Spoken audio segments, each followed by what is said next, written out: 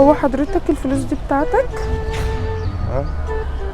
اه الراجل اللي المفروض يجي دلوقتي عشان ياخدها. يعني دي فلوس حد مستنيه؟ في حد جاي دلوقتي هياخدها. السلام عليكم. وعليكم السلام. ما شفتش فلوس واقعه هنا؟ لا ما شفتش حاجة. ما شفتش؟ لا هي كانت رزمه ميتينات كده.